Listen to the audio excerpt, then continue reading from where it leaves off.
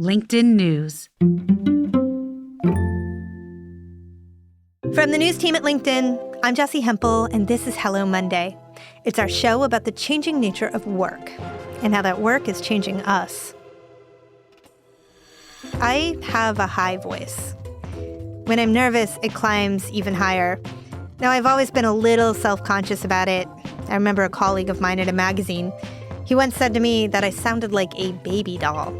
Now, he meant it as a compliment, I think, or maybe he just said it to say it, I don't know, but it stuck with me. A baby doll is a child's toy. It doesn't even make a sound. A baby doll just sits around and waits for others to play with it. I don't want to sound like a baby doll. I want to sound like me, for people to take me seriously as me. But what does that even mean? We know that voices convey power. There's a direct relationship between the sound that comes out of our mouths and the way we get treated. Today's guest is Samara Bay, and understanding this truth, well, it's her work. Samara is an author and a voice coach. Maybe you saw Gal Gadot's Wonder Woman? Well, Samara coached her. She's worked with actors in Hollywood on accents for specific roles, and she's worked with hopeful female politicians whose voices carried their very political futures. Now she has a new book for all of us. It's called Permission to Speak: How to Change What Power Sounds Like, Starting with You. Today, we're going to focus on how our voice stories are formed. We'll learn how to honor the things that used to work for us, the fake accents or lowered tones. Samara will offer up small shifts that help us sink into a more whole expression of ourselves.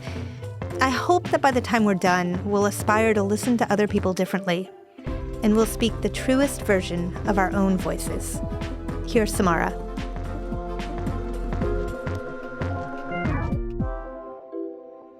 We all have a voice story, and some of it is really literal, like, here's where I grew up, and here's what my parents sounded like, and here's the accent that I knew that I had, or here's the accent I didn't know I had until I left. And some of it is these much subtler micro adjustments we've made in the different rooms we've been in, because on some subliminal level, we're picking up, like, here's what will make me seem likable, or here's what will make me not stand out, or here's what will make me stand out, right? Here's what that one extremely charismatic person is doing. Let me try to take on a few of their attributes, even though it's new and weird to me. So, the answer to your question of where these come from is both deeply personal, right? Each of us making those decisions in the moment based on our personality, based on the rooms we're in, based on our identity and how safe we feel in those spaces, right? This is also where we can talk very specifically about code switching, a term that's used really frequently in linguistics, and then also in the social justice space to call out that people who are Black historically have been taught and feel the obligation to sound quote unquote white in predominantly white spaces. And the idea of code switching is actually something that all humans do when our whole body is picking up, ooh, here's what the norm is for this space. Yep. Should I meet it? Do I need to? And we're making these decisions, of course, below the level of conscious thought. So part of it is our personal relationship to our own voice and to the rooms we've been in. And then part of it, inextricably linked, right? It's impossible to separate, is these massive cultural stories. And this is what I hit on when I was coaching those women. And then when I started coaching my friends who were, pitching in Hollywood as writers or as directors. And then I started coaching entrepreneurs and then women in the C-suite, and not just women. Also, I should clarify, if you're listening to this and anything about your voice feels like it has marked you as other, right? Yeah. I see you. Most of us have inner complicated feelings about our voice that are interconnected with shame and with a sense of I can't hack it. And part of what I'm here to do is just blow that wide open and say, hi, turn to your neighbor, turn to your other neighbor. We all have this. So to circle back, what does that mean? It means it's cultural. And what I really happened upon is that there are standards. There are voice standards. There are voice biases, and they are based on thousands of years of cultural stories about who the public was literally built for, who it's made for, and what people who speak in it are, supposed to sound like. Right. And if you don't sound like that because of your own life experience, you have to reckon with, do I try to reconcile myself? Do I try to become? Or do I try to stand in whatever this other thing is and call it power? So you frame that as a question. And I will say that I spent the first half of my life answering that according to the second path you laid out. How can I make myself sound more masculine, more authoritative, all of the things that I think that success, based on the fact that we've all grown up in the capitalistic patriarchy that we have, success looks like. You offer a path through this that asks us to reach for something else. And I want you to give me an alternative picture of what power can look like for somebody with my voice. And sound like, yeah, I love that. Thank you. Yeah. And this is also why this is a LinkedIn conversation, right? We're all here because we're interested in what, not just the job we have now, but leadership and us might look like and sound like together. And so, yeah, at the heart of this question about our own relationship to our voice is our own relationship to the kind of leadership we would like to see more of in the world. And the invitation that we each have to perform, to embody, to be that kind of leadership every time we speak. So if we would like to see a world in which leaders are whole humans, in which leaders can graciously, lovingly make mistakes and also still be strong, how do we do that? Well, one of the ways is by honoring all the parts of our identity that come out when we open our mouth. And also, by the way, listening well to others who are trying to do the same. Because voice bias works both ways, right? Some of us are judging our own voice. I say some very loosely. I mean all. It's a complicated thing, right? Our relationship to our voice. How are we discounting ourselves? How are others discounting us? Is a massive part of this conversation. Calling out voice bias, checking it, is the other. So what does that mean? How do we listen to other people? Even those of us who consider ourselves the most open-minded or progressive are making values judgments based on how people sound every day because we've been trained to do so by these, this lovely, lovely primal brain of ours. And we get to do what we do with biases, which is have a second thought after that. Right. Oh, that person has a strong accent. I can't understand them. I need to speak to somebody else. Wait, hold on a second. Is their accent actually too strong? Or are they just showing us what a person who speaks multiple languages sounds like and that they are English right where they stand? And I'm curious. And if I can understand them, then we can have a conversation. Stopping on the idea of what it means to be a good listener when it comes to voice, I want to really take a moment on that idea because it would be very easy to plow into how we can perform our own voices better before we take the time that the topic deserves to think about the intake. And so first of all, there is listening well. And second of all, there's recognizing bias. And I think that most of the listeners of our show, we're a pretty sophisticated bunch. We understand that there's bias layered around us.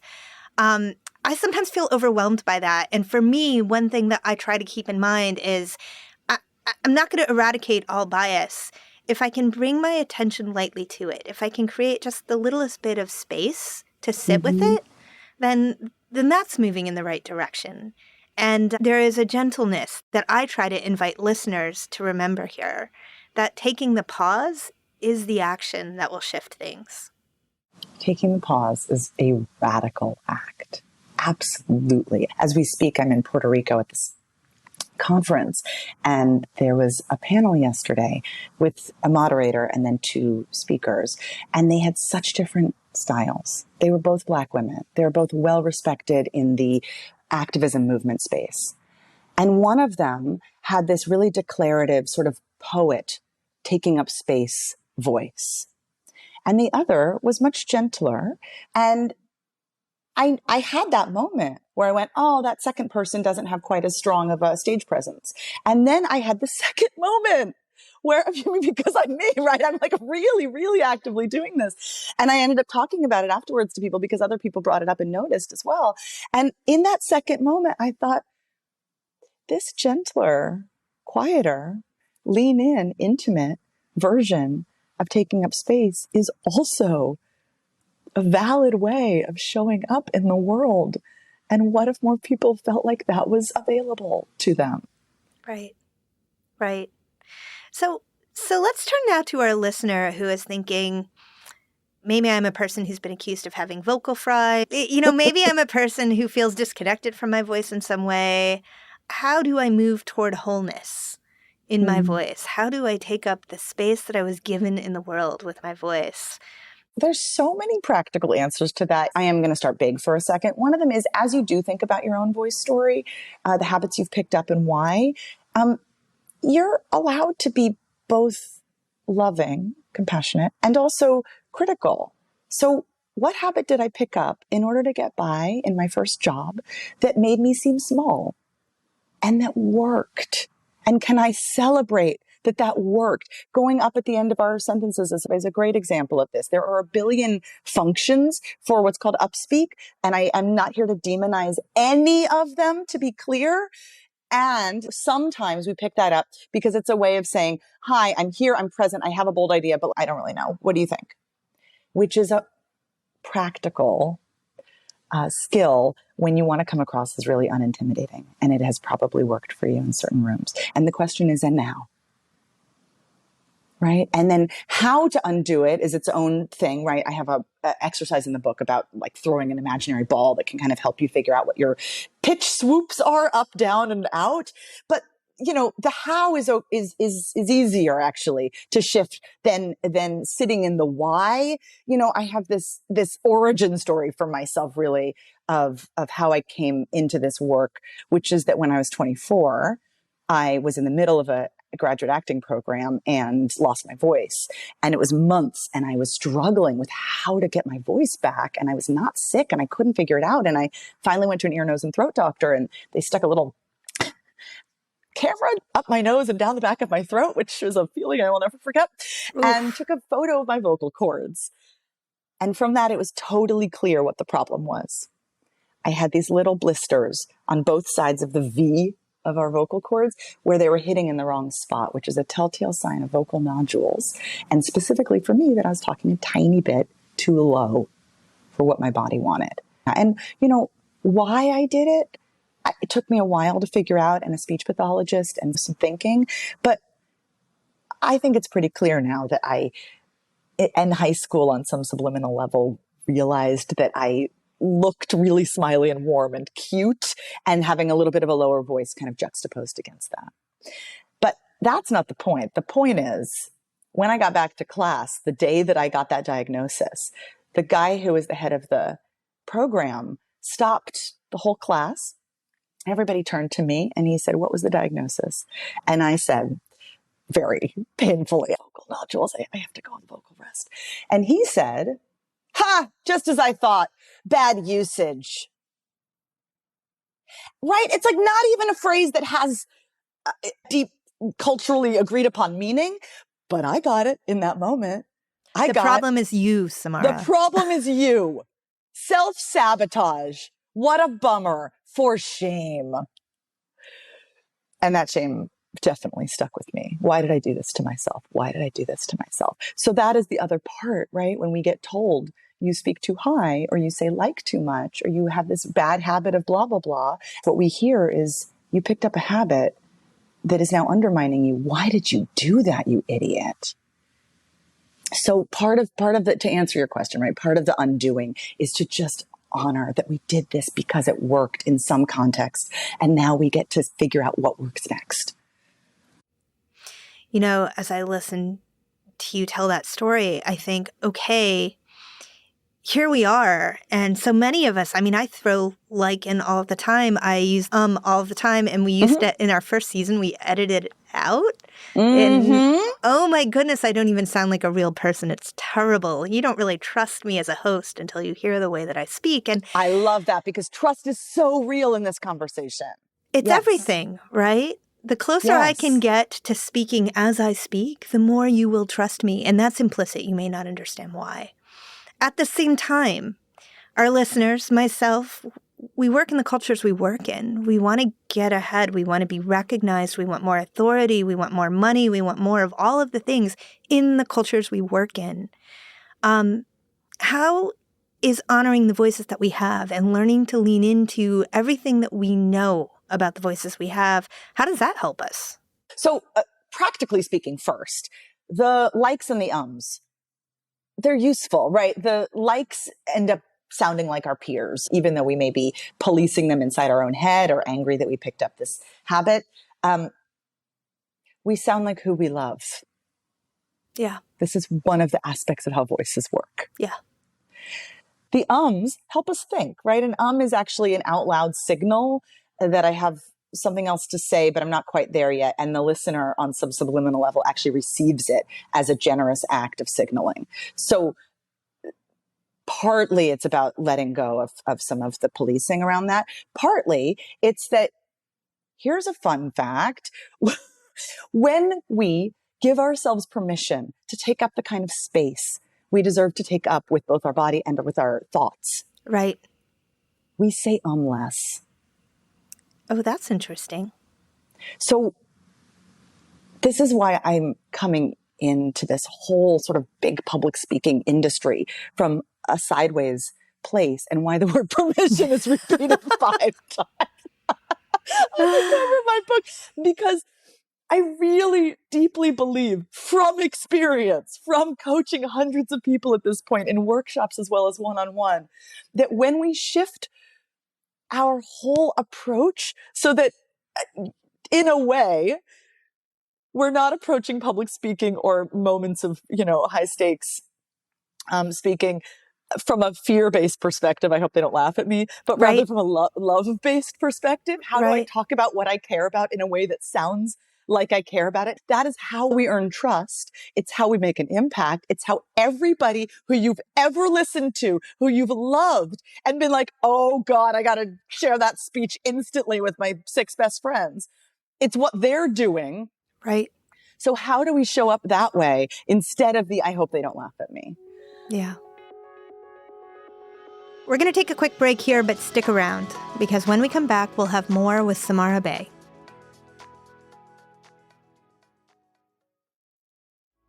And we're back. As Samara and I were talking, I found myself thinking about my kids. So my daughter, she turns 2 later this year. She's just started to talk, and one of her very first words is sorry. Sorry, Mom. Sorry, brother. I'm not even sure she knows what it means, but I'm so aware of its presence in her vocabulary.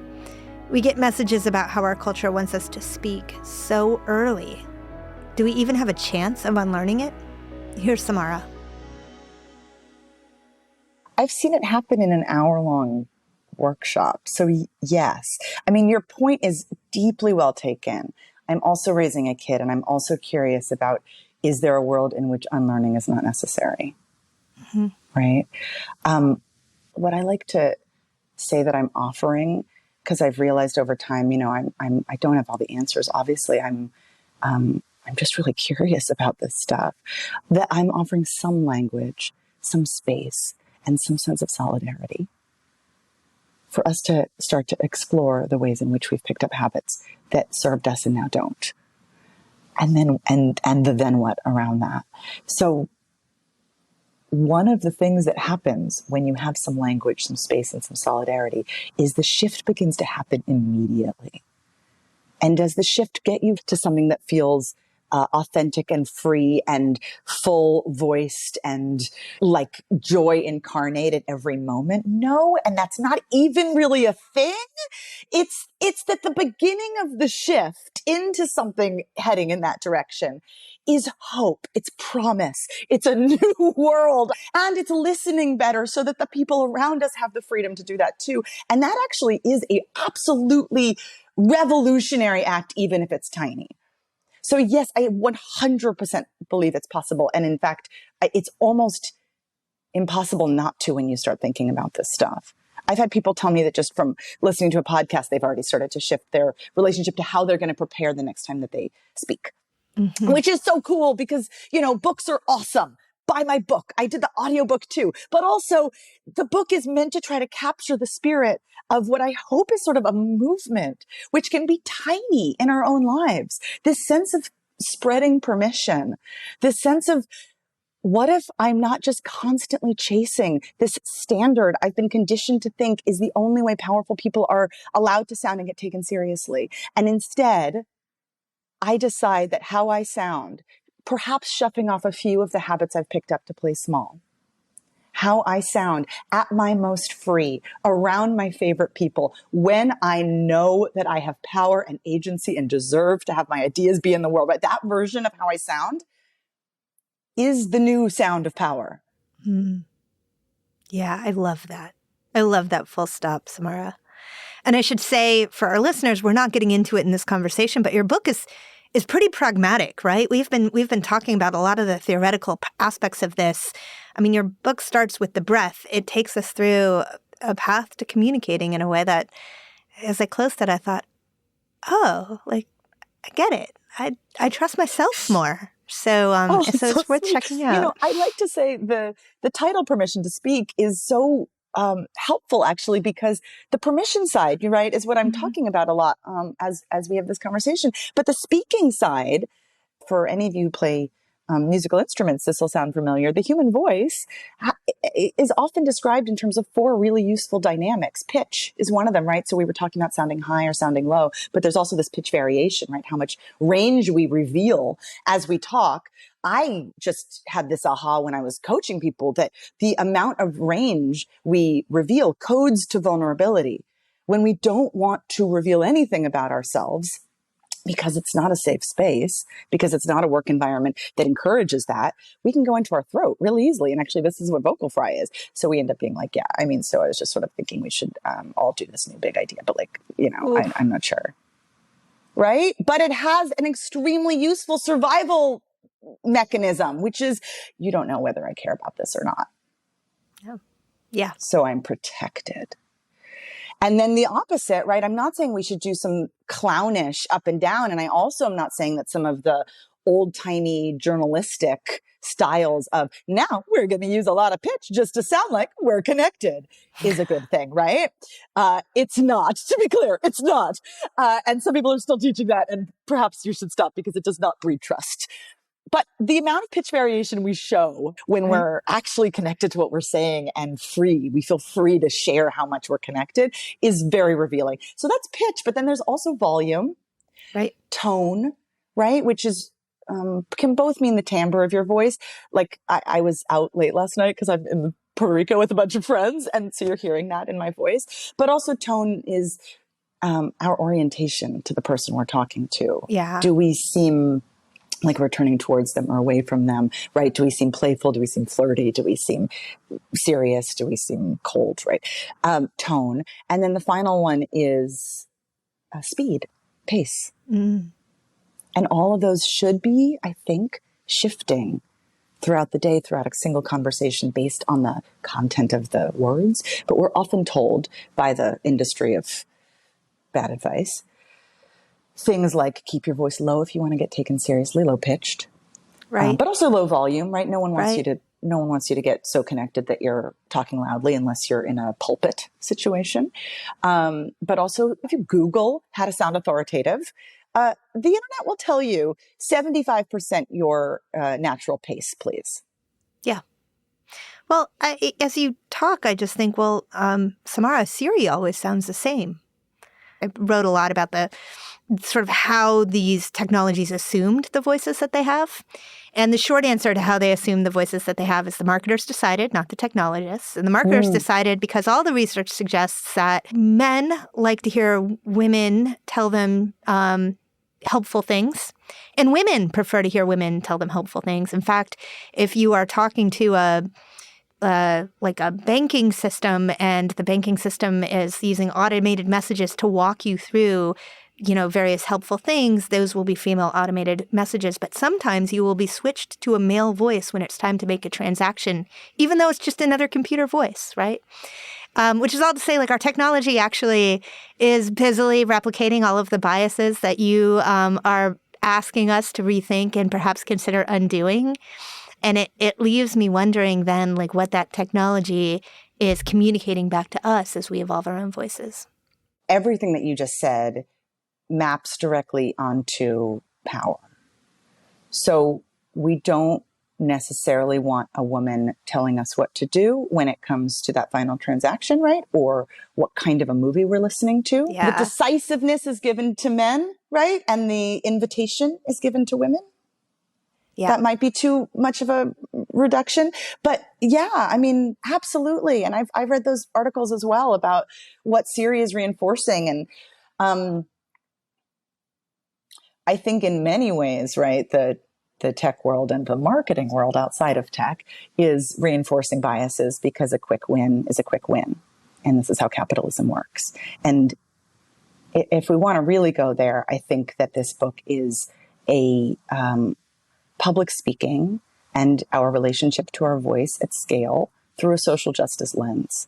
And that requires that we consider the ways in which not just white supremacy and patriarchy and capitalism have influenced us, but colonialism as well. The ways in which we are continuing to tell the story that a certain person is more powerful than another. And if we would like to decolonize our world and live in one that is more joyful, more in touch with the world, feels good on the inside, well, we have to look at our biases and the way that they're built into all the things that we are using on a daily basis. Yes. Yes. Not just we have to, we get to, right? This is something that we aren't obligated to do. This is an opportunity that stretches out before us. And with that, I want to bring us to, the theme of our programming for this entire year is pragmatic optimism. And so with that, I want to ask you, by way of closing, Samara, do you consider yourself to be an optimistic person? Deeply, deeply. And in fact, I sold this book in March of 2020, and the clock started on writing this thing. And it was hard. I mean, it was hard for all the reasons that book writing is hard. Plus, I was home with an, at the time, 4-year-old as the world shut down. And it was an active practice to sit down at the computer every day that I had, a chunk of time to write and think to myself, what is the invitation to the world that I would like to live in? And can I connect to that before I start any words on the page? And I worked that muscle really, really hard. Yeah. That was voice coach and author Samara Bay. Check out samarabay.com for more information on her work. Or, and it's been a while since I've been able to say this, come to office hours and meet her yourself. Samara will be joining us and taking your questions about voice and power. We'll go live from the LinkedIn news page at 3 p.m. Eastern. Hope to see you there. Also, I wanted to invite you to join our new Hello Monday group on LinkedIn. Just search for it or check out the show notes for a link. If you can't make office hours, you can still always find us here. I like to think, and I really truly believe this, that the Hello Monday group on LinkedIn is the kindest, most respectful place you'll find on the internet. Hello Monday is a production of LinkedIn News. Sarah Storm produces our show. It's engineered by Asaf Gidron.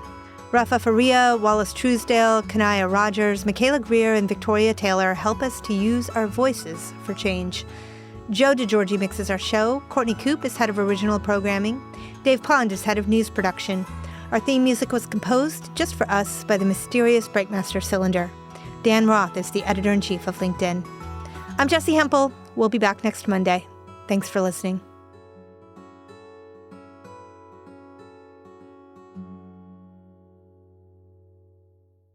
Sorry, Mom. What are you sorry about? Sorry, Mom. What are you sorry about, though? Sorry, sorry, sorry, sorry, sorry, sorry, sorry, sorry, sorry, sorry, sorry, sorry, sorry, sorry, sorry, sorry, sorry, sorry.